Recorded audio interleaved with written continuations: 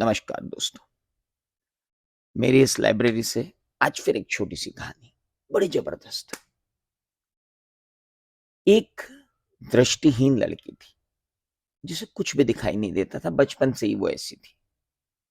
जमाने के ताने सुन सुन के बड़ी हुई इस लड़की के जीवन में सिर्फ एक व्यक्ति था जो उसका प्रेमी था, जो उसकी हर संभव सहायता करता था, उसे अपनी दृष्टि से दुनिया दिखाता था।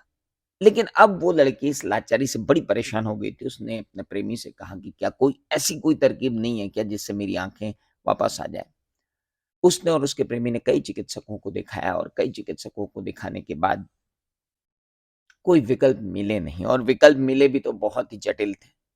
बड़ी हताश सी, बड़ी मायूस सी वो लड़की एक दिन अपने प्रेमी से बोली कि शायद मेरी तो डेस्टिनी यही है, मैं तो अब शायद ही दुनिया देख पाऊंगी। फिर भी उसके प्रेमी ने कहा, नहीं नहीं, मैं पूरी कोशिश करूंगा कि तुम्हारी दृष्टि वापस आ जाए। एक दिन कोशिशें कामयाब हुई। चिकित्सकों ने ऑपरेशन किया। कोई व्यक्ति अपनी आंखें दान करके गया और उसको दृष्टि मिली।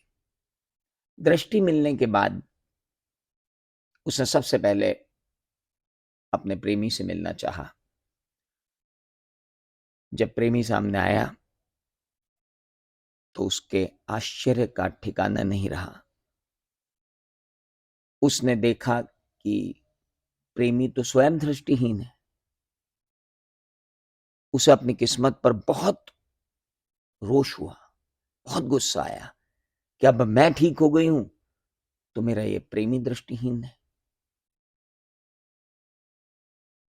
एनी हाउ, धीरे धीरे उस प्रेमी का उस लड़की को ऐसा लगने लगा कि जिस चीज से के लिए मैं जिंदगी से भागती रही, जिंदगी में जिस चीज को मैं चाहती रही, वो चीज फिर मेरे सामने आके खड़ी हो गई है, तो मैं अब इससे दूर जाऊंगी। और स्वार्थवश उस लड़की ने उस लड़के का साथ छोड़ दिया। कई दिनों बाद उस लड़के के मरने की खबर आई और साथ में एक चिट्ठी आई। इस लड़के का एक बीमारी के कारण निधन हो गया। और जो चिट्ठी आई उसमें लिखा था कि मेरी प्रियतमा,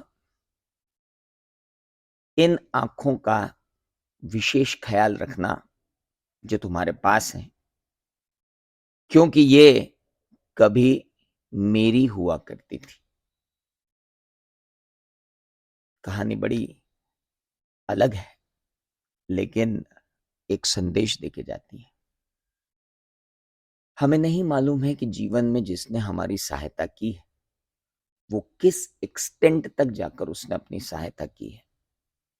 हमारे माता पिता ने शायद अपने सपनों को मारकर हमारे सपनों को जीवित किया है, और अगर अब हम अपने सपनों में उन्हें ही स्थान न देंगे तो कैसे काम चलेगा।